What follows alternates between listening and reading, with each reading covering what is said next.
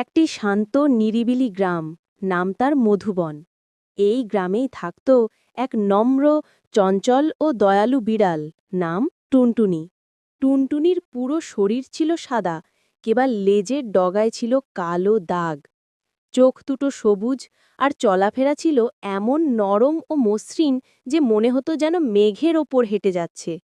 গ্রামের সবাই তাকে চিনত, সবাই তাকে ভালোবাসত, কারণ টুনটুনি ছিল সবার বন্ধু। টুনটুনির সকাল শুরু হতো গ্রামের মসজিদের আঙিনা থেকে। সেখানে সে গিয়ে ইমাম সাহেবের পাশে বসে থাকত। নামাজ শেষে ইমাম সাহেব তাকে একটু দুধ দিতেন। তারপর সে দৌড়ে যেত স্কুলের সামনে। বাচ্চারা স্কুলে ঢোকার সময় তাকে আদর করত, মাঝে মাঝে বিস্কুট দিত। টুনটুনি খুব শান্তভাবে বসে থাকত, কখনো বিশৃঙ্খলা করত না, তাই সবাই তাকে ভদ্র টুনটুনি বলে ডাকত। কিন্তু একদিন গ্রামের শান্ত জীবনটাকে আলোড়িত করল বড় এক ঝড়। আকাশ কালো হয়ে এলো, চারদিকে বাতাসের গর্জন। গ্রামের মানুষরা দ্রুত ঘরে ঢুকে দরজা জানালা বন্ধ করে দিল। কিন্তু স্কুল থেকে বাড়ি ফেরার পথে ঝড়ে আটকা পড়ে গেল তিনটি শিশু, রিমন, জিয়া আর নীরা। তারা ভয় পেয়ে এক বড় বটগাছের নিচে আশ্রয় নেয়। গ্রামে খবর ছড়িয়ে পড়ে, কিন্তু ঝড় এত জোরালো যে কেউ বাইরে যেতে সাহস পায় না। ঠিক তখনই টুনটুনি ঝড় উপেক্ষা করে গাছের নিচে পৌঁছে যায়। তার মিউ মিউ ডাক বাচ্চাদের সাহস যোগায়। সে যেন বাচ্চাদের বলছিল, চলো, আমি আছি।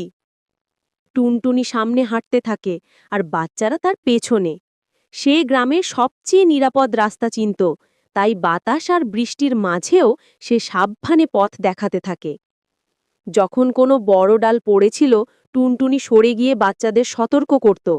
তার সরু ছোট শরীরটা ঝড়ে কাঁপছিল, কিন্তু সে পিছিয়ে যায়নি। অবশেষে টুনটুনি বাচ্চাদের গ্রামের মসজিদের বারান্দায় নিয়ে আসে। সেখানে সবাই আশ্রয় নিয়েছিল। বাচ্চাদের দেখে সবাই আনন্দে কেঁদে ফেলে।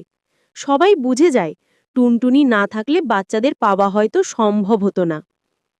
ঝড় থামার পর গ্রামের সবাই মিলে টুনটুনির জন্য ছোট্ট এক ঘর বানায়।